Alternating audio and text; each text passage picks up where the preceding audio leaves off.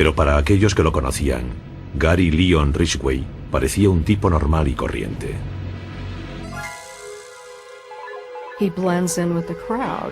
Se confundía con la multitud. No había nada en él que hiciese saltar la alarma, y por eso era tan efectivo a la hora de engañar a las mujeres. Gary Ridgway es de lo mejorcito cuando se trata de matar. La mayoría de los asesinatos se resuelven en un par de días, pero Ridgway salió impune durante décadas. El asesino de Green River.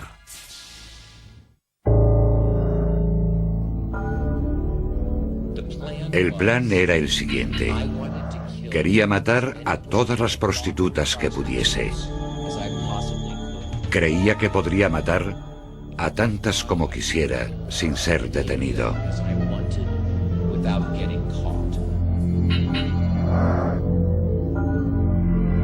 El 5 de noviembre de 2003, Gary Leon Ridgway se confesó culpable del asesinato de 48 mujeres. Admitió ser el legendario asesino de Green River, un asesino en serie que mantuvo en alerta durante casi 2 décadas a la costa noroeste del Pacífico por una serie de muertes violentas. Señor Ridgway, se declara culpable de 48 cargos de homicidio en primer grado porque es culpable de cada uno de ellos. Sí. En el tribunal se leyeron uno a uno los lugares, las fechas y los nombres de las víctimas, y Gary Ridgway, impasible, reconoció cada uno de los asesinatos. Por la muerte de Wendy Lee Cofield, culpable. Colin R. Brockman, culpable. Yvonne S. Antosh, culpable. Patricia M. Barsak, culpable. En su confesión, Ridgway le contó a la policía que había matado por lo menos a 90 mujeres. Tantas que no era capaz de recordar sus caras, sus nombres y a veces incluso dónde se deshizo del cuerpo.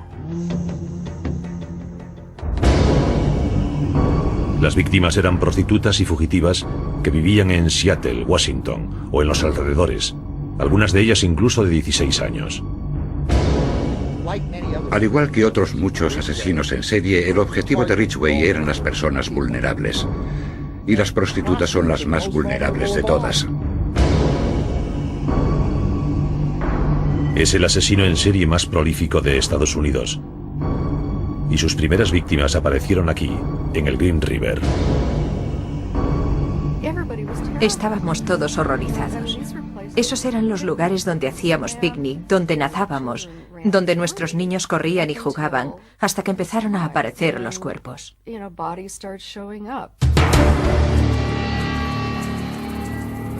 Todo empezó el 15 de julio de 1982, cuando 2 niños descubrieron un cuerpo desnudo flotando bajo el puente Peck.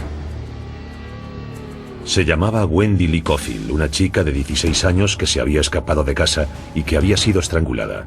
4 semanas después apareció flotando boca abajo en el río el cuerpo desnudo de una mujer a la que habían estrangulado, Deborah Bonner. Una vez que comenzaron los asesinatos, empezamos a hacer suposiciones. Es decir, ¿era obra de más de una persona? ¿Cómo empezó y dónde acabará todo esto? ¿Cómo es posible? Todo sucedía en Green River. Y los asesinatos continuaron. 3 días después, el 15 de agosto. Un barquero nos dijo que había estado navegando río abajo y vio lo que parecían ser 2 maniquíes en la orilla del río. Pero cuando se acercó se dio cuenta de que no eran maniquíes, de hecho eran cuerpos humanos.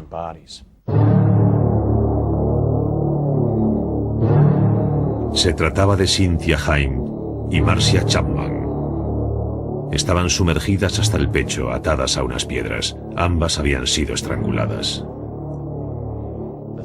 Pero lo que realmente me sorprendió fue la mano de Marcia Chapman. Uno de sus brazos estaba desatado y ondeaba en el agua, como si me estuviese diciendo: socorro, estoy aquí. Es una imagen que tengo en la cabeza y que nunca podré olvidar.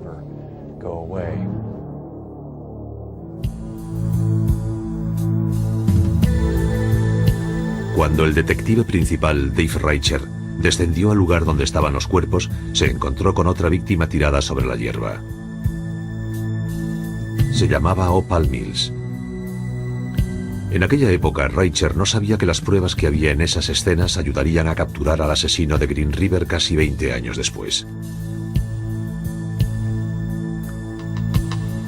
Cuando las víctimas empezaron a aparecer en el río, Ridgway estaba solo a unos minutos de allí, trabajando en la Kenworth Trunk Company de Seattle. En el año 1982 ya llevaba trabajando allí 11 años. Gary era pintor, hacía los dibujos en los camiones con cinta adhesiva. Era un trabajo que requería destreza y precisión. Era el puesto ideal para Gary Ridgway. Era meticuloso. Le gustaba asegurarse de que todo estaba perfecto. Perfecto para él. Muchos de sus compañeros de trabajo opinaban que había algo en Gary Leon Ridgway que no era del todo correcto. Cuando pasaba una mujer, todos nos quedábamos mirándola. Pero él tenía algo oscuro en la mirada, se quedaba como ensimismado. Sin embargo, nadie sospechó lo diferente que Gary Leon Ridgway podía llegar a ser en realidad. Entre el otoño y el invierno de 1982, nadie en Seattle tenía ni la más mínima idea de la identidad del asesino de Green River, a pesar de que se escondía a simple vista entre ellos. Era una persona muy poco llamativa hasta que se descubrió que había matado a docenas de mujeres, y ahí residía parte del secreto de su éxito. Su apariencia y su comportamiento eran como el de todo el mundo, y no se comportaba ni se parecía a nadie en particular, así que pasaba desapercibido sin levantar sospechas. Incluso 20 años después, a muchos amigos y vecinos aún les seguía costando hacerse a la idea. Es la clase de persona a la que podías acercarte para darle un abrazo y decirle: hola Gary, ¿qué tal? Pero si la policía hubiese sabido más sobre la vida de Gary Ridgway, empezando por su infancia, no se sorprendería de que este hombre trabajador y cabeza de familia fuese el asesino de Green River.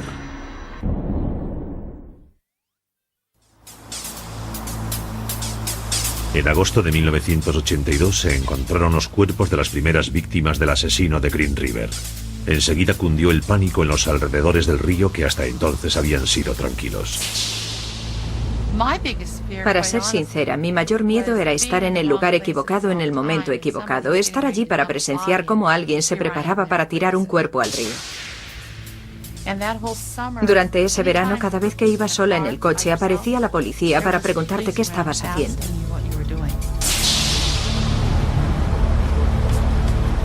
La investigación principal de los asesinatos fue llevada a cabo por la policía del condado King en Washington, junto con otros servicios locales de ejecución de la ley. Supieron que se trataba de un asesino en serie cuyo objetivo parecía ser los transeúntes que trabajaban en La Franja, una zona de mala fama próxima a la autopista del Pacífico Sur, que va desde SeaTac hasta Seattle. Eran las víctimas perfectas. Se subían en el coche y lo hacían con discreción porque no querían que las descubriese algún policía de la secreta que podría estar observando. No querían que las descubriese la patrulla de la policía que vigilaba la zona.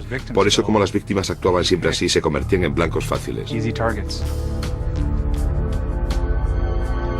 A finales de 1983 habían aparecido 13 cuerpos y 2 docenas de mujeres estaban desaparecidas. Algunas de ellas habían sido vistas por última vez subiendo a una furgoneta. La policía seguía todas las pistas, incluso una que los condujo a Gary Ridgway por primera vez. Desapareció una mujer joven de nombre Marie Malvar. Un testigo dijo que la había visto subir a una furgoneta que más tarde vio aparcada en la casa de Ridgway. La policía lo interrogó y él los convenció de que no era su hombre. Su comportamiento era sencillo y no inspiraba miedo. Podías estar a su lado en la cola de la tienda y nunca se te pasaría por la cabeza que era el asesino de Green River. La vida de Ridgway tuvo un comienzo de lo más normal. Nació en Salt Lake City, Utah, el 18 de febrero de 1949. Fue el segundo de los 3 hijos de Mary y Thomas Ridgway. En 1960 la familia se trasladó al estado de Washington. Se instalaron en una casa pequeña de 3 dormitorios en McMicken Heights, que ahora pertenece a la ciudad de SeaTac. Nuestro vecindario era como un barrio de obreros. Había muchos niños que iban al colegio y jugaban todos juntos. El padre de Ridgway era conductor de autobús de la compañía Metro, que hacía la ruta de la autopista del Pacífico Sur hasta Seattle. Atravesaba la infame franja donde Gary encontraría a la mayoría de sus víctimas algún tiempo después. En casa, los Ridgway parecían la típica familia de las afueras. Al padre de Gary le encantaba montar mercadillos de garaje, mientras que su mujer era una gran jardinera. Le encantaba trabajar en el jardín, saludaba con amabilidad con aquel sombrero suyo de paja. Siempre andaba por fuera arreglando los árboles, podándolos o haciendo cosas por el estilo. Pero Ridgway desvelaría más tarde otros recuerdos de su madre. Mojaba la cama hasta que se convirtió en un adolescente, y aún se acuerda de su madre lavándole los genitales. Desarrolló un deseo sexual muy intenso hacia ella, mezclado con la humillación. Contaba que la observaba mientras tomaba el sol y que tenía fantasías sexuales con ella.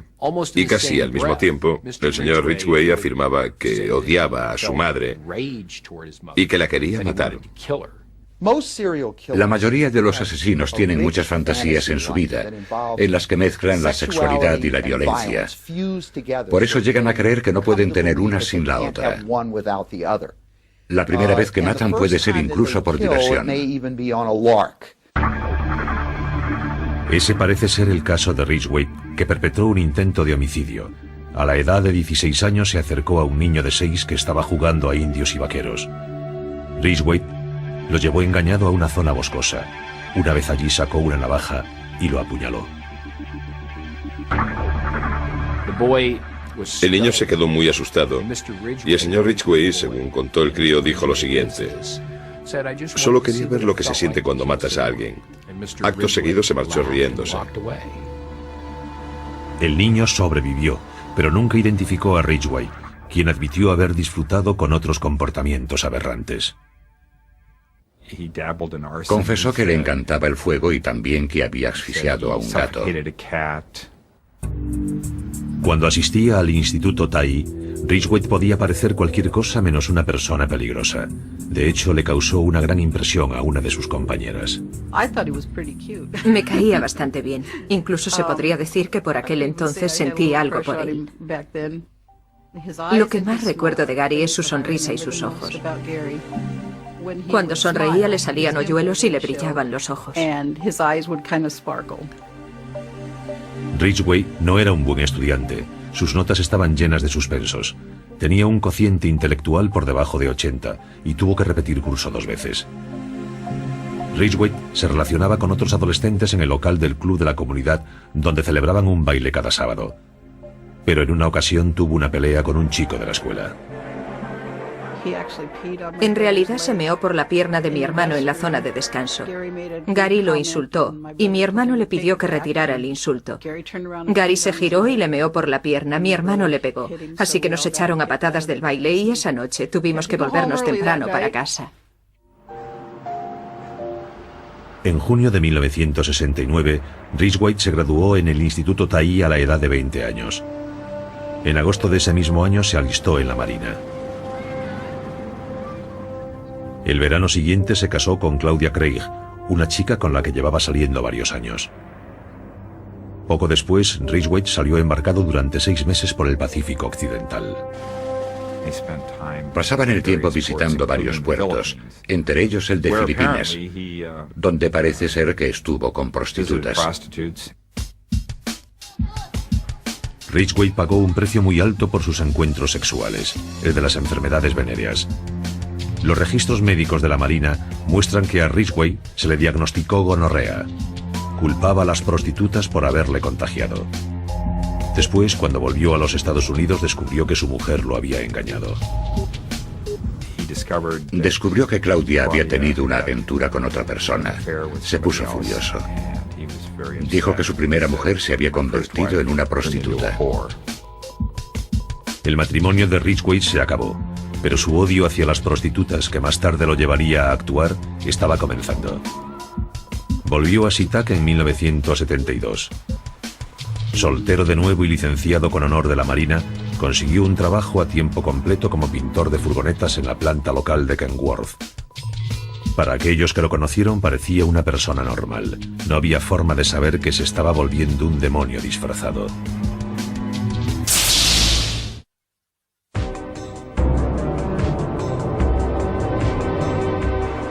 En 1972, Gary Ridgway todavía se estaba convirtiendo en un asesino.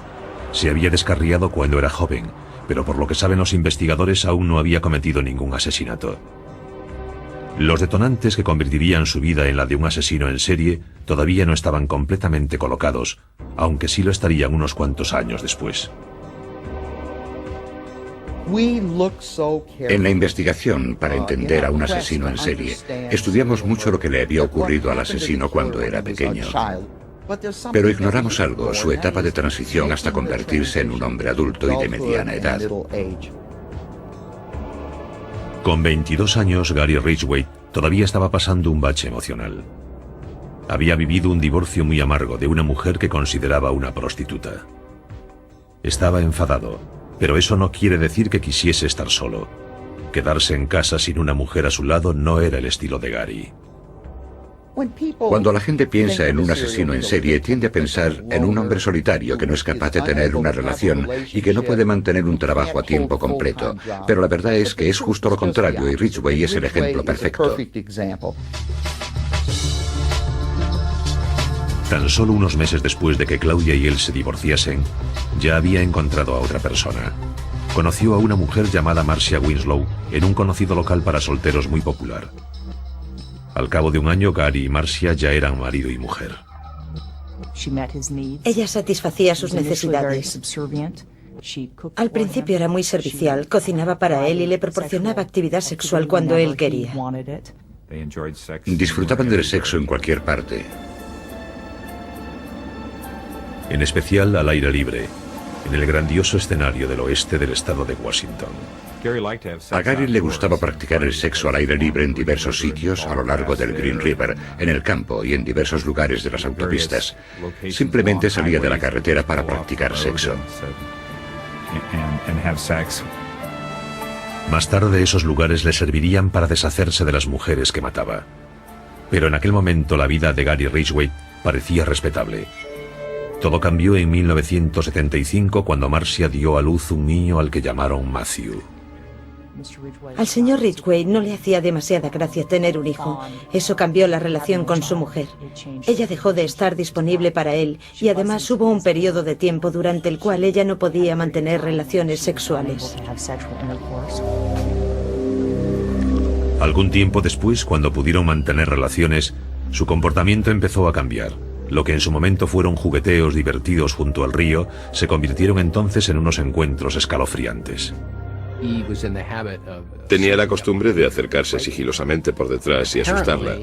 Parece ser que en algunas ocasiones sus jugueteos preliminares consistían en estrangularla, como él decía. La agarraba por el cuello y lo oprimía para cortarle la respiración. Marcia se marchó y pidió el divorcio. Si Gary Ridgway pensaba que su vida estaba acabada cuando se rompió su primer matrimonio, cuando Marcia rompió con él se sintió incluso peor. Años después le diría a la policía que la pérdida de Marcia fue un punto sin retorno. Pensó que había estado equivocado. Dijo que debería haberla matado, y parece ser que fue después de todo esto cuando comenzó la violencia. Ridgway afirmaba, si hubiese matado a mi segunda mujer, nunca habría matado a esas prostitutas. En realidad estaba intentando castigarla. Es fácil no creerse la afirmación de Ridgway. La gente cercana al caso cree que habría matado tarde o temprano de todas formas. Pero sea cual sea su motivo, un año después de que Ridgway se divorciase, empezaron a aparecer los cuerpos de las chicas a lo largo del Green River. Recuerdo que cuando apareció la primera víctima pensamos que se podía tratar de un caso de violencia doméstica o algún tipo de caso aislado. Y después apareció otra y otra y otra. La gente estaba asustada y no daba crédito. En aquel momento nadie más sabía que el asesino era Gary Ridgway. Las víctimas eran mujeres que para él eran tan odiosas como las esposas que lo habían abandonado. Él pensaba que las prostitutas eran mujeres totalmente prescindibles y no las consideraba seres humanos. De hecho, le confesó a la policía que las consideraba basura. Las llevaba a su casa o a alguno de aquellos lugares apartados cerca del río donde alguna vez había hecho el amor con Marcia. Después se aseguraba de que se quedaban completamente desnudas. De esta forma no quedaba ninguna prueba del crimen en la ropa de las víctimas. Normalmente le rodeaba el cuello con el antebrazo desde atrás sin avisar. Era muy íntimo y personal. Había mucho contacto físico. Literalmente le exprimía hasta el último aliento al cuerpo agonizante de la víctima, y cuanto más se defendía, suplicaba y gritaba, él se sentía mejor consigo mismo. Dejaba la excitación para más tarde. El sexo con la víctima antes del crimen no era suficiente, así que volvía con frecuencia a la orilla del río donde dejaba a sus víctimas para fornicar con los cadáveres de nuevo. Ideó un sistema para enterrarlas de forma que podía volverlas a sacar para usarlas una y otra vez hasta que ya tenían gusanos o moscas. Es decir, practicaba sexo con ellas hasta que estaban casi descompuestas. Sinceramente desconozco las razones psicológicas que hay detrás de lo que hizo. Pero al menos según el señor Ridgway, su motivo era que se sentía simplemente libre. Era una cita, un acto sexual por el que no tenía que pagar. Una vez que Gary Ridgway probó la excitación del asesinato, le pareció irresistible. No me cabe ninguna duda de que realmente disfrutaba matando, y cuanto más lo hacía, más disfrutaba. Mientras tanto, ejercía de padre de un niño de casi 7 años. Aunque no se emocionó con el nacimiento de Matthew, al cabo de los años empezaron a pasar más tiempo juntos. Después del divorcio tenía a Matthew un fin de semana de cada 2, y se aprovechaba desvergonzadamente de él para atraer a sus víctimas. Convencía fácilmente a cualquiera para que entrase en la casa donde tuvieron lugar los crímenes, simplemente diciendo, esta es la habitación de mi hijo y estos sus juguetes. ¿Cómo alguien que tiene un hijo puede hacerme daño? Eso demuestra lo listo que era. Era capaz de usar a su hijo como una coartada para asegurarle a las víctimas que era inofensivo, que no les haría daño. Matthew incluso conoció por lo menos a una de las víctimas. El niño estaba en la furgoneta cuando Ridgway la llevó a un lugar apartado en el bosque. Condujo hasta un lugar aislado. Le dijo al niño que esperase en la furgoneta y después desapareció en el bosque con la mujer. Cuando volvió sin ella, el niño le preguntó, oye papá, ¿dónde está la chica? Y él le contestó que se había ido andando para casa porque vivía cerca de allí. Ridgway no se preocupaba nada por su hijo, solo usaba a la gente, la usaba como un instrumento para satisfacer sus necesidades. Lo hizo con su hijo, con sus esposas y en realidad hacía lo mismo con sus víctimas. En enero de 1984, el número de cuerpos encontrados en Green River era de 13. Los efectivos de la policía estaban desesperados intentando juntar todas las piezas para encontrar al asesino. Para Gary Ridgway, el juego de la evasión estaba empezando. Cuando comenzó el año 1984, había poco que celebrar en Seattle. Durante casi 2 años, el asesino de Green River había asesinado metódicamente una chica tras otra. El número de cuerpos seguía siendo 13, y los detectives del sheriff del condado King estaban empezando a sentirse frustrados. Es un reto. Hay un criminal ahí fuera. Hay un asesino suelto que ha huido a pesar de nuestros esfuerzos por capturarle. Un mes después, se crearon las fuerzas encargadas de Green River. Una unidad de 50 personas reunió una enorme lista de sospechosos, compuesta por clientes de líneas eróticas, agresores sexuales reconocidos y otras tipologías. El número de sospechosos que conseguimos era de 12.000 a 15.000. Hay curas que llevan ropa interior femenina ahí fuera. Hay consejeros de niños por ahí que consumen pornografía infantil. Hay muchos hombres que al final del día se sacan la corbata y se van a un local de striptease en busca de algo excéntrico. Uno de esos hombres era Gary Ridgway. El plan de Ridgway era limpio y simple. Hacer un trato con una chica en la calle, llevársela en la furgoneta y nunca se les volvía a ver. El señor Ridgway pensaba continuamente en matar. Pensaba en ello a cada momento. Cuando comía, cuando dormía, es probable que incluso mientras hacía el amor con su mujer pensaba continuamente en matar y en abusar de alguna mujer en el bosque. Así era su día a día. Y una vez que llevaba sus pensamientos a la práctica, En mi opinión, era una máquina de matar perfecta. No tenía conciencia y disfrutaba de lo que hacía. Era un juego y ganaba él. uno de los pasatiempos que usaba Ridgway para despistar a la policía consistía en repintar con frecuencia las diversas furgonetas que usaba para sus viajes a la franja. Con la esperanza de acabar con la tendencia ganadora del asesino, los miembros de la policía querían meterse en la cabeza de un asesino en serie. Incluso consultaron la opinión de otro asesino en serie prolífico, quien una vez acechó en la costa noroeste del Pacífico, Ted Bundy. Nos escribió una carta en la que decía: ¿por qué no venís a hablar conmigo? Creo que puedo ayudaros a entender la mente del hombre del río. Así era como llamaba a Ridgway. Dijo que era probable que le gustase la pornografía, la caza, el poder y la autoridad sobre sus víctimas, y que volvería para mantener relaciones sexuales con los cadáveres. Nos dio un punto de vista interior que no habíamos tenido en cuenta antes. Lo cierto es que la posición de algunos de los cuerpos llevó a los investigadores a sospechar que el asesino de Green River volvía a visitar los cadáveres en busca de sexo. Algunos de los cuerpos que se encontraron tenían piedras colocadas dentro de los genitales, pero Ridgway no dejaba pistas reales tras él. Cada vez que se descubrían los restos de una presunta víctima suya, los investigadores estudiaban cuidadosamente la escena del crimen para recoger pruebas, en busca de la pista más diminuta. ¿Qué buscábamos? Pues cualquier cosa. Una posible transferencia de cabellos, restos de pintura, cristal, tejidos. Ya lo ven, cualquier cosa. También se recogían pruebas cuando se les hacía la autopsia a los cadáveres, ya que los médicos pudieron extraer muestras de semen de algunos de ellos.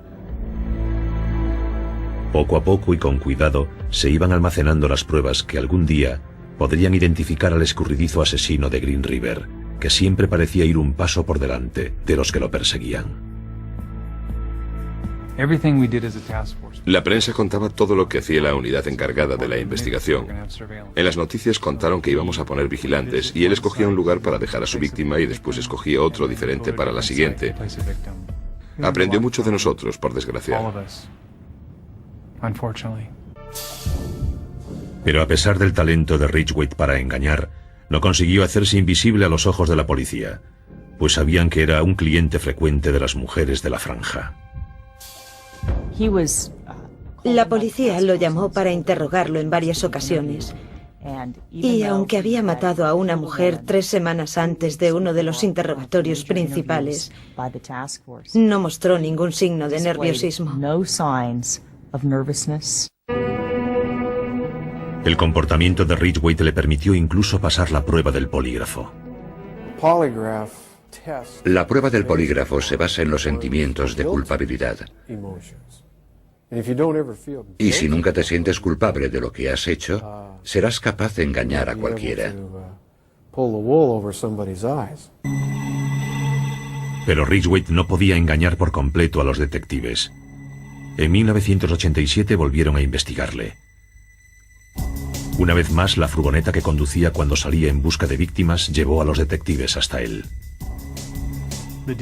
Cuanto más investigábamos a Ridgway, se hacía más obvio que no tenía coartada para ninguna de las fechas. Investigamos los registros de su tarjeta de crédito y cada lugar en el que echaba gasolina. Comprobamos la cantidad de millas que hacía todos los días para ir a trabajar y cuánto combustible consumía normalmente. Pues consumía muchísimos más litros de combustible de lo que necesitaría. Pero ese era el único cargo que teníamos contra él. También había un par de testigos que cuando les enseñamos el fotomontaje en el que estaba la foto de Ridgway, nos dijeron: se parece a este, y señalaron su foto.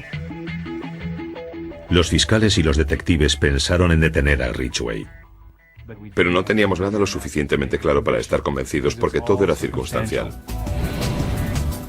Los investigadores consiguieron una orden para registrar la casa de Ridgway, con la esperanza de encontrar pruebas físicas que demostrasen que era el asesino. Pero la búsqueda fue en vano. El señor Ridgway era simplemente muy bueno en lo que hacía. Mató a todas las mujeres en su habitación. Normalmente, en cuanto acababa de matarlas, quitaba las sábanas de la cama y las echaba a lavar incluso antes de recoger el cuerpo de la mujer para sacarlo de la escena del crimen. Así que básicamente no dejaba nada tras él. Gary Ridgway engañó a la ley una vez más. Creo que estaba empezando a jugar a más de un juego y a mover piezas por todas partes. Empezó a cambiar de sitio los esqueletos y los cuerpos. No cambió su modus operandi. Estaba llevando los cuerpos a lugares más alejados dentro del bosque o las montañas porque no quería que los encontrásemos. Como se sentía libre para ir a las zonas cada vez más amplias en las que se deshacía de sus víctimas, Gary Ridgway continuó con su cacería y matanza, convencido que nada lo podría parar.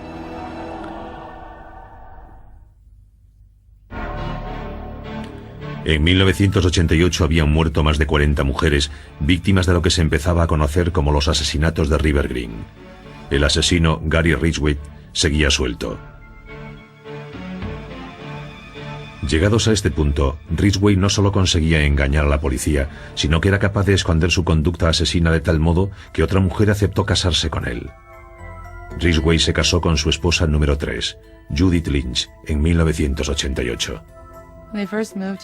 Cuando llegaron aquí por primera vez estaban recién casados. Tenían un brillo especial en los ojos, siempre estaban sonriendo y siempre estaban contentos. Nunca los veía separados. Pero el amor y el matrimonio no acabaron con el insaciable deseo de matar de Ridgway.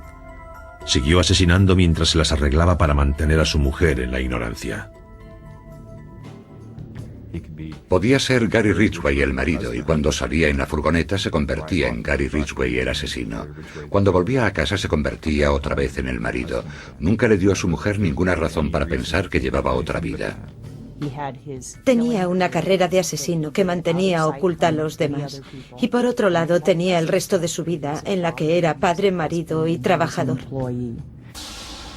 Los trabajadores de la planta de camiones de Kenworth, donde Ridgway había trabajado durante años, tenían el presentimiento de que estaba escondiendo algo. Después de todo, sus compañeros sabían que la policía lo había interrogado a mediados de los 80.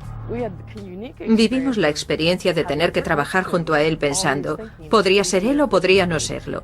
Algunos pensaban que era él y otros pensaban que no. No te tomarías una cerveza con él ni querrías que fuese a tu casa. Simplemente era una persona diferente. Algunos trabajadores de Kenworth incluso le pusieron un apodo, Gary el de Green River.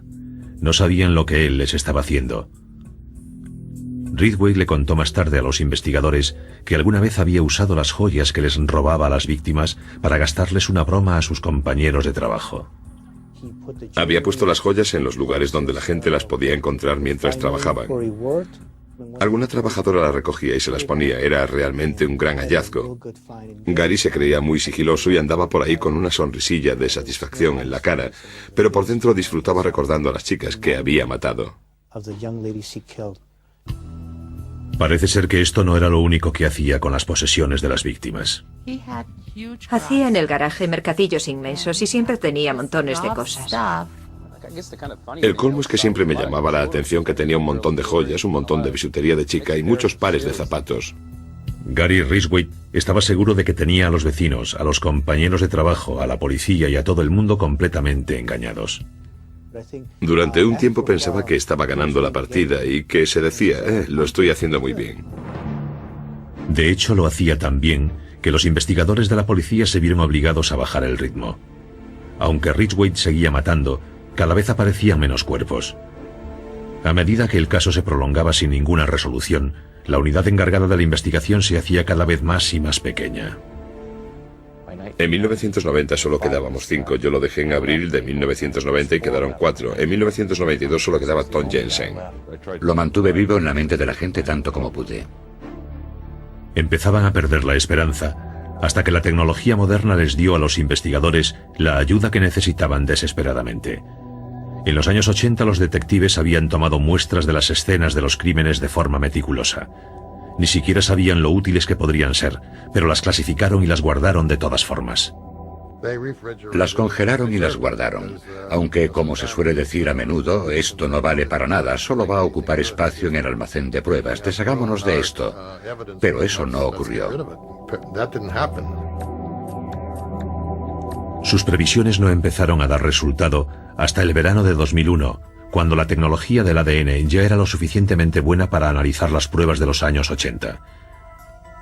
19 años después de que una mujer llamada Marcia Chapman fuese estrangulada y abandonada para que se pudriese en las orillas del Green River, las muestras que se obtuvieron de su cuerpo fueron llevadas al laboratorio criminalístico del estado de Washington. Había espermatozoides y conseguimos extraer el ADN de un hombre que coincidía con el de Gary Ridgway. Los resultados fueron realmente sorprendentes. Después se contrastaron las muestras con las de Carol Christensen. De nuevo coincidían con Ridgway. Durante todos estos años, Gary Ridgway había salido impune de sus asesinatos, pero al final los policías consiguieron las pruebas que necesitaban para inculparlo. Se nos llenaron los ojos de lágrimas. Fue un gran momento que nunca olvidaré. Pero todavía había más noticias buenas. Con los avances tecnológicos, ahora se podían analizar las partículas de pintura que habían recogido años atrás los investigadores, y los científicos podían relacionarlas con Ridgway. Descubrimos que había pintura en spray con una composición química idéntica al material que Gary Ridgway usaba en la planta donde trabajaba. Tenía partículas de pintura sin saberlo en el coche y en su casa, y las víctimas estuvieron en el coche y en la casa y también tenían partículas de pintura. Eso era algo en lo que Ridgway no se había parado a pensar. Las muestras de pintura coincidían a la perfección. Con las pruebas en la mano, la unidad encargada del caso acabaría enseguida con el imperio del terror de Gary Ridgway. Durante más de 20 años, Gary Ridgway encontró un placer perverso asesinando a docenas de mujeres y saliendo impune. Se convirtió en el asesino en serie más prolífico. El chico insignificante que suspendía en la escuela encontró la satisfacción de despistar a todo un ejército de investigadores. No lo capturamos cuando lo tuvimos en el 87, tampoco cuando lo interrogamos en el 84 y en el 83. Así que teníamos la sensación de que nos estaba ganando la partida. Pero el 30 de noviembre de 2001 se terminó el juego para Gary Ridgway. Las pruebas de ADN lo relacionaban con 4 de las víctimas de Green River y fue arrestado en su casa. Uno de mis vecinos llamó a mi puerta y me dijo, ¿sabes a quién acaban de arrestar? Me enseñó la imagen de Ridgway en la tele y yo le dije, tiene que ser una broma, Ridgway, el asesino de Green River. Cuando lo oí y vi la imagen de Gary en las noticias, se me paró el corazón y se me hizo un nudo en el estómago. Me quedé impresionada. A pesar de las pruebas físicas claras que lo relacionaban con los crímenes, Ridgway se declaró inocente. Su familia permaneció a su lado y se negaba a creer lo peor. Sus hermanos, sus esposas, su hijo lo visitaban todas las semanas. Estaban convencidos de que se trataba de un error, de que Gary no había hecho eso. La esposa de Gary, Judith, también le apoyó mientras pudo. Permaneció junto a él totalmente incrédula. Estaba convencida de que se equivocaban de persona. No podía ser. Y después, a medida que las pruebas empezaron a salir, acabaron por separarse. Y ahora ella ya no tiene nada que ver con él.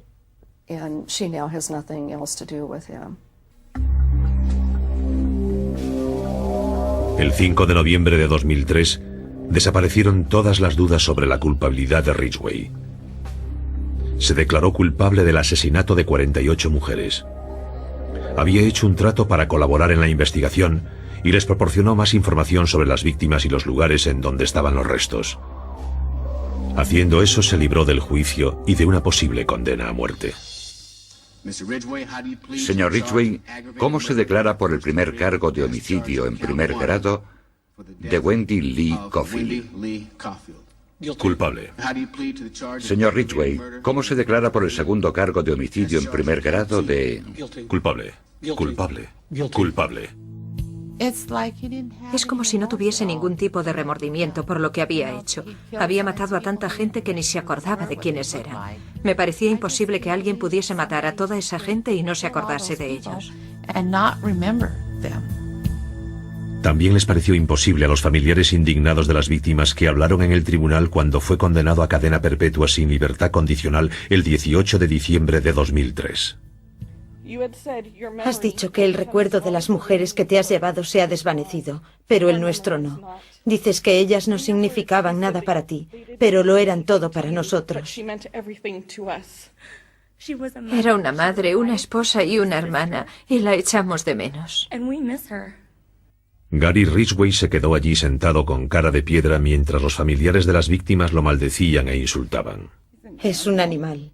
Le deseo una muerte lenta, dolorosa y cruel. Va a ir al infierno porque es un demonio. Poco después se derrumbó la fachada de frialdad, cuando el padre de una de las víctimas lo sorprendió con una dosis de humanidad. Señor Ridgway, aquí hay gente que le odia. Yo no soy uno de ellos.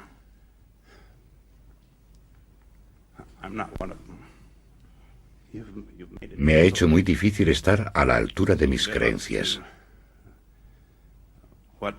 Y lo que Dios me dice que tengo que hacer es perdonar. Está perdonado, señor. Aquellas lágrimas y la declaración que hizo ese mismo día ante el tribunal fueron lo más parecido a mostrar remordimientos que Gary Ridgway había hecho nunca. Siento haber matado a esas mujeres. Tenían toda la vida por delante. Siento haberle causado tanto dolor a tantas familias.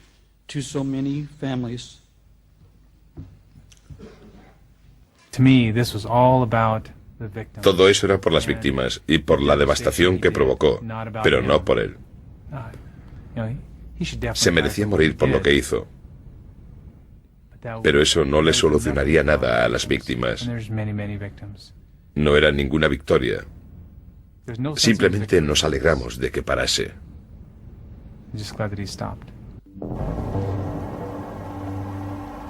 Y quizás nadie, salvo el propio Gary Ridgway, pueda desvelar nunca el secreto que lo llevó a convertirse en el asesino en serie de Green River.